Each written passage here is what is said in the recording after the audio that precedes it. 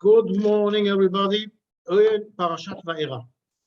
Parashat Vaera, when we're going back to the last parasha, when we started Sefer Shmot, and there in the end of the parasha, when Moshe Rabbeinu is going to Pharaoh to tell him, Shalach et ami, send my people, let them go, let my people go. And instead of letting the people go, the opposite is happening, and Pharaoh is making things worse.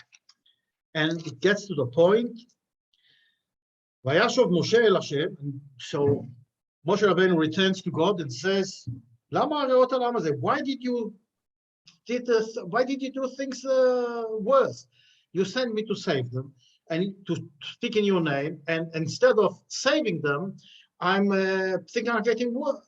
And the answer of God is, Vayomer Hashem Moshe, Ata tir'eh et asher e'aseh leFaro. You will see what I'm going to do to Pharaoh. And this is a very strange answer. What do you mean? He's asking, why did you do things worse? You will see what I'm going to do. But why did you do things worse? So the answer is in our parasha, when he is talking to Moshe Rabbeinu and telling him, Vaydaber Elokim Moshe elav ani Hashem, Vaera el Avraham v'Yitzchak Yaakov, I am God. I revealed myself to Abraham, Yitzchak, and Yaakov, to our ancestor, in a different name.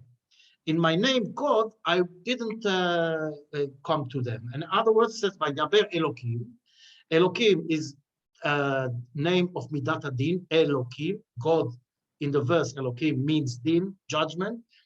Yomer elav ani Hashem. Hashem, Yud-Kei Vav-Kei, is mercy, is rachamim, is love. And like he's telling, first of all, he's telling him, I am God from the point of view of you have to honor me and you have to be respectful to me. How dare you, says Or Chaim HaKadosh, how dare you speak with me the way you speak? And this really gets to an interesting question. If we're looking at Moshe Rabbeinu, this Moshe Rabbeinu is the greatest guy, Lokam B'Yisrael K'Moshe Rabbeinu, the greatest prophet in the world. And he is the, let's say, we can say, the symbol of a leader, the ultimate leader. There is no leader better than Moshe Rabbeinu. And here, this guy has got always something to say against, again, not against God, but he's got an argument with God. Last week, we saw that when God tells him, go to Egypt and take my people out, so he's arguing for him for 7 days. And here also, again, we see he's talking like telling God, why have you done this and this? Well, I don't understand what's going on here. And here we have, and is he getting punished for it? Or what's going on?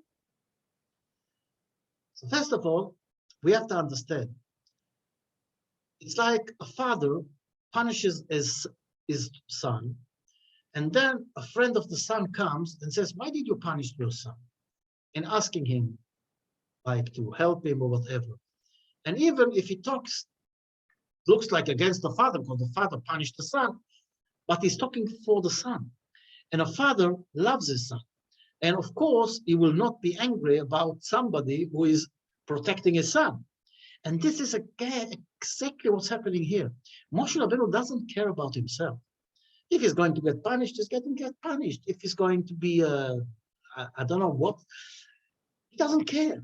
The only thing he cares about is Am Yisrael. And God, of course, because Am Yisrael and God are connected. We are the children of God. And in other words, he is willing to risk himself, as we see in his life story. Not once he puts himself in front of God and even willing to die for Am Yisrael. So when God listens to Moshe Rabbeinu and he sees the argument, God knows that this is not an argument against God, Chas v'Shalom. This is an argument for Am Yisrael, for his children. So of course he loves Moshe Rabbeinu. This is the right man, this is the right guy. He's willing to give his life, to give everything for Am Yisrael. Alevai will have leaders like this today, or even get closer to this level. But again, so we understand why he's not getting punished, and we understand this argument between Moshe Rabbeinu and the God. It's all, of course, not for Moshe Rabbeinu, but for others. And what is the answer? Why things got worse And why did God reveal himself to Moshe Rabbeinu in a different name? From the name he revealed himself to Abraham, Yitzhak, and Yaakov. And does it mean that Abraham and Yitzhak and Yaakov are less than Moshe Rabbeinu? Moshe Rabbeinu is more important than Abraham, Yitzhak, and Yaakov? Of course not. This is not an idea of who is more or who is less, who is more important, who is less important. This is revealing a point that is suitable to the situation. In other words, God tells Moshe Rabbeinu, till now, I revealed myself through the nature. Normal, how do you say, behavior, hateva, which is nature, in Gematria, is God. So of course that God moves everything and does everything, but there is a way, a normal way that God created the nature, and that's the way it's supposed to work. And everything that happened till now was in this way. But now things are changing. Now we're talking about the Geulah. We're talking about going outside of nature, miracles that stand above everything. And why? What is the difference? And this is, first of all, the reason that when it's a natural procedure, so, you know, there is night, then slowly but surely the light comes and it's getting lighter and lighter and lighter. That's normal procedure. But with Geulat Mitzrayim, it's not a normal procedure. It's an outstanding procedure. It's a lesson. And in a minute, we'll talk about what lesson it is. So first of all, it's get darker, heavier, harder, and then boom, the Geulah comes. This leads to the question, why 10 plagues? Why not 5? Why not 4? Why plagues at all? God could take Am Israel out of Egypt, no problem. He is God. So a normal answer is the Egyptian sin, they have to get punished. Okay, so why 10? And then you can say, okay, Pharaoh doesn't want to send Am Israel in the 5 first plagues, but then he wants to send Am Israel.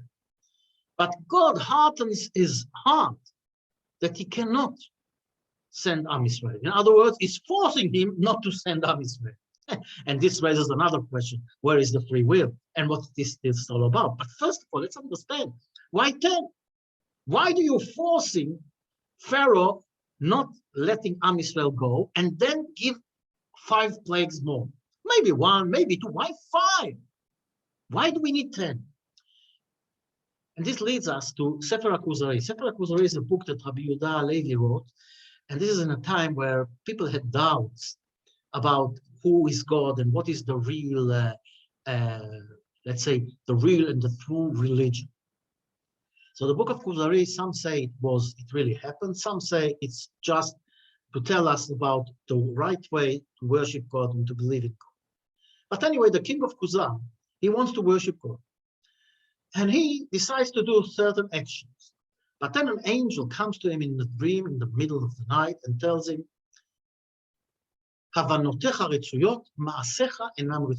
your intention are 100% good. Very good. But your deeds,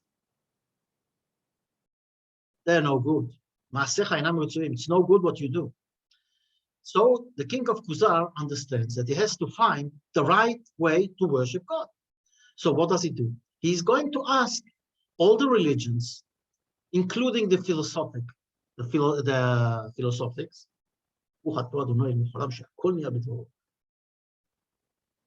to find out what is the real religion, what is the right way to go.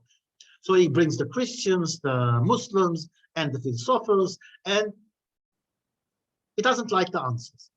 And we're not going to go into the answer because we're not learning Sefer Kuzari now. We are learning Parashat Shavua. Anyway, eventually he says that he has to go and ask also the Jews. That the Jews are considered, they're nothing important. And he calls the Chaver, Rabbi Yehuda Halevi, and Rabbi Yehuda answers him when he asks him, what do you believe in? Who do you believe in? He says, I believe in God that took us out of Egypt. You believe in God that took us out, that took you out of Egypt? The king of Kuzar laughs. Everybody that I'm asking, he believes in God that created the world, the God that did everything, and you believe in God that took you out of Egypt. Big deal. But then, through the whole book, this is the basic of everything. Yetziat Mitzrayim. Because everybody believes in Yetziat Mitzrayim. But that's not the point. Because what was happening is, when you say God created the world, how do you know? Did you see the creation of the world? Nobody saw. Even Adam HaRishon was in the end. So there was no witnesses to see and to tell that God created the world. And the time was passing by and people stopped believing. There were idol worshippers, especially in Egypt. And it also influenced Am Yisrael in Egypt. We see later on that only 20% get out. 80% were involved already in the Egyptian society and were involved with idol worship. And even after. So we see that there is a problem. So God wanted to show to the whole world who created the world. And this is why there are 10 plagues. There are against 10 says. The world was created in 10 says. It's Vayomer, we'll see it in celebration, but that's not the point. So 10 against 10. In other words, every one of the plagues, each plague was a symbol or showing us another point of the creation. And it has to be the 10 in order to show us that God, he controls everything. And for example, those 10 plagues are divided to 3, while the 3 first one is Leman teda shani Hashem. You will know that I am God. What does Pharaoh say? Who is God? So okay, you got 3 plagues. It's going to show you exactly who is God. Then it says, okay, there is a God. He created the world, but then he went away. He doesn't care about us. It's like, do I care about a cockroach? Do I'm going to talk with him? Do I with it? Or this is even not. We cannot even compare. So God, the Almighty, he created the world, went away. It's impossible that God cares about each individual in the world. So then the 3 more demand Teda Shani Hashem bekerev haaretz. I am here. I'm making separation. I'm controlling everything, and I'm deciding who is going to live, who is going to die, who is going to enjoy life, who is going to get it. Everybody individually is being judged, is being, let's say, observed. And God looks on everybody. That's the second set of plagues. Then came the third one, because he says, okay, I understand. There is a God, and he looks at each one of us, but maybe there are also other gods. So the three last one before Makat Bechorot, they are showing the whole world that there is nobody else. God is one and only one. He was, he is, he will. There's nothing, only God. Only one God, our God. So now the question is, this whole series of teaching us about the creation of the world, who is it for? So of course, everyone will jump to the meaning for the Egyptian to show them who is God. But the Egyptian, they're not important. They were destroyed. At the end of the picture, there's only Pharaoh left for all this big army and big nation. And women and children, of course, but this was no important anymore. But the real problem was, as the Rebbe Mikotsk says, when Moshe Rabbeinu goes to take Am Yisrael out of Egypt, Rebbe Mikotsk says, what tells the Moshe Rabbeinu? He says, you go and tell Am Yisrael that I am God and I will take you out of Egypt. In other words, God sends him first of all to Am Yisrael. Why? Do you need to tell Am Yisrael you're going to take them out of Egypt? They will be happy, of course, but we see it's not so simple. Because, as we said, and the Rebbe says, the problem was not taking Am Israel out of Egypt. It was taking Egypt out of Am Israel. They were so involved in it. And we see it later on, when 80% stayed there in Egypt. And here is also explaining them, you tell the children of Israel, I am God. I took you out of Egypt. I will take you out. I will do this and that and that. And then again it says, V'yidatem, and you shall know that I am God that takes you out. And then again, I am God. In other words, he's telling them that you think you're just going out, you're going to go on worship idols. No, this is all changing. You have to worship God and only God. And this is why this whole message has to go through the heads of Am Israel, especially Am Israel, of course, to the whole world. And we see it in Shirat Hayam. Everybody got a fright. Everybody understood that God is the Almighty. But the problem, as we said, was Am Israel. And this is the problem always, today. We have the same problems. And when we see and look, what is the right way to go? So it's a lot to learn. It's not enough. People say, show me miracles, I will believe in God, I will do whatever God wants. But there are a lot of people that they don't want to worship God. They want to stay in their own, let's say, we say, look at it, and that's the right way to look, the miserable way they live. They think it's a glorious way, enjoying all the joys of life. And unfortunately, this is like this morning I brought a Torah from Tem Chelkeinu, and he's talking about that the hatred and the love can cause somebody to see a distorted picture and making do things, some good, some bad. But it doesn't see the real picture because it is, let's say, he is blacked out by his love or by his hatred. And we see it with Pharaoh. When Pharaoh sends Am Israel away, and then he realizes that they're not coming back.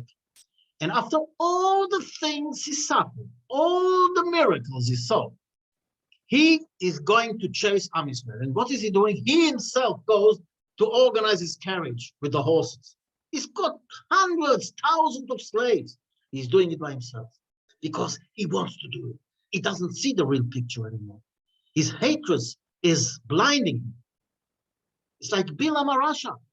He wanted so much to curse Am Israel, though God warned him. And he gets to a level, he gets in the morning and he himself puts the saddle on his donkey. He's got also slaves and people that do it for him. But this is the way. It's like when you see somebody, he looks at it and says, oh, what a dark day, what a terrible day. And the sun is rising, shining. And then you look, you see he has got glasses, dark glasses. That's why he sees dark. He doesn't see the right picture. And how many times in life we wear glasses that show us what we want to see? If we hate somebody, we see only the bad things. And if he does good, we translate it bad. And problem is that we believe in it. And that's the problem. When you wear those glasses, you start believing in what you see. And you think that that's the true picture. But if you think for a minute, and you will realize it's like this guy is going in the Louvre in Paris, and he sees all those beautiful, famous pictures. And every time he sees a picture and asks me, what do you say? Ah, scramble, bumble, sass.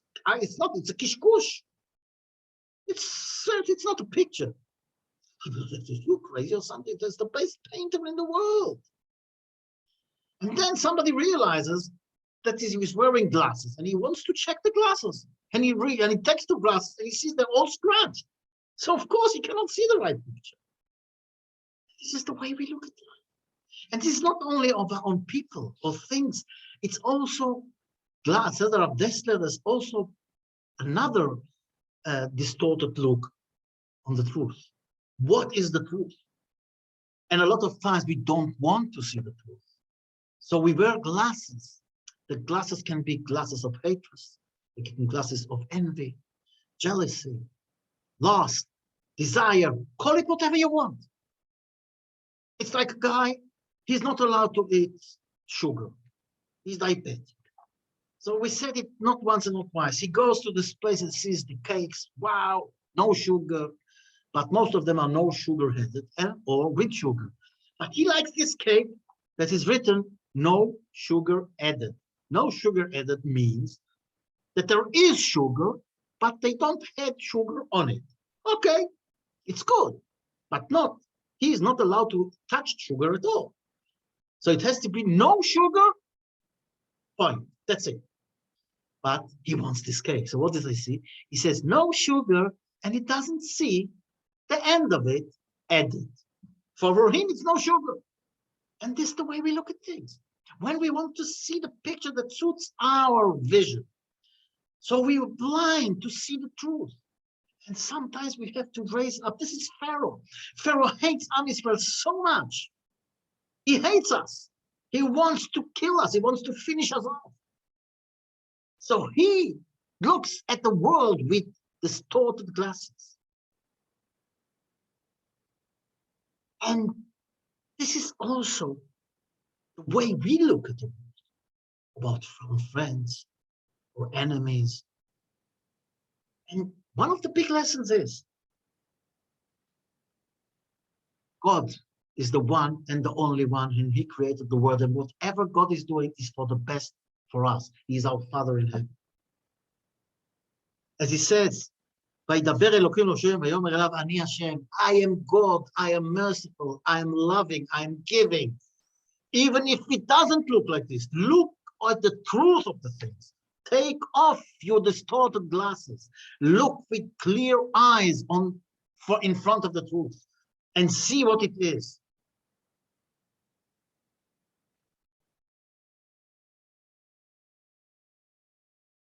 Another interesting point that we'll talk for a few minutes.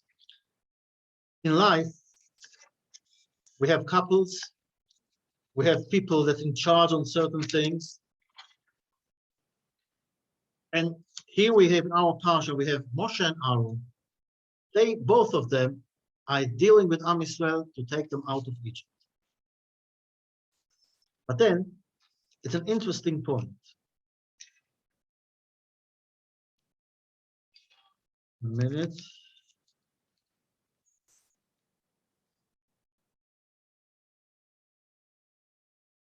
Listen, הוא אהרון ומשה, אשר אמר השם לכם, הוציאו את בני ישראל ממצרים, מארץ מצרים על צבאותם. הם המדברים אל פרעה מלך מצרים, להוציא את בני ישראל ממצרים, הוא משה ואהרון. הוא is he in singular. הוא אהרון ומשה. He is Aaron. No, it's they. In plural, you have to say. And when we continue reading, הוציאו is in plural. את בני ישראל ממצרים, הם המדברים in plural. And then again he says, who Moshe Aaron? He is Moshe and Aaron. And another interesting point, in the beginning is written first Aaron and then Moshe. And in the end of the passage, first Moshe and then Aaron. What is the Torah trying to tell us? It's not who, it's not singular, it's plural, it's him. The Torah is telling us something unbelievable. That both are equal. Are they? Lokam B'Yisrael Moshe. Moshe is the greatest guy in the world. There is nobody else like him. And Aaron definitely is not like Moshe at the same level. Wrong. Each one of us has got talent, got abilities. And the minute that we use our abilities, we can be like Moshe and like Aaron. Aaron, he is Rodef Shalom, Bohev Shalom. He is the man of peace. And what is the Torah all about? The Torah that Moshe Rabbeinu is giving us? It's all about peace. In other words, they fulfill each other. They do the same mission. And each one of us is doing his part. And that's why they are one. The same way as God created Adam Arishon. And it's written ויברא אלוקים את האדם בצלמו, בצלם אלוקים ברא אותו. He created him as one. זכר ונקבה ברא אותו. Male and female, he created them. The same thing. It's them, but God calls it who? אחד, one. In other words, when a man and a woman are getting together, only then they become one. The female and the male meet together, only then they become one and they can do something in this world. If they're separated, they're not one. But when they join together, and the same way is with Moshe and Aaron, we see a few other times it's written about both of them in plural and not, sorry, in singular and not in plural, to tell us that they both did the same job. They were both working on taking Am Yisrael out of Egypt. And though you can think that Moshe is greater than Aaron, maybe from the outside point of view, but from the inside point of view, each one of them did his share, his job in this unbelievable task. And when Am Yisrael get to receive the Torah in the Mount of Sinai, what is written there? Vayichan Sham Yisrael, it's Vayichan in singular, but there are many. But there they were like one. And this is the basic, most important thing in life. To understand and realize that when we all get together and each one of us puts his talent and uses the power he's got, become as one, that's what God wants. Who Moshe and Aaron? Who is more important? The first time it's Aaron is before Moshe. The second time it's Moshe before Aaron. The Torah shows us they are both equal. Not Aaron is more important than Moshe, and not Moshe is more important than Aaron, as we said in the beginning.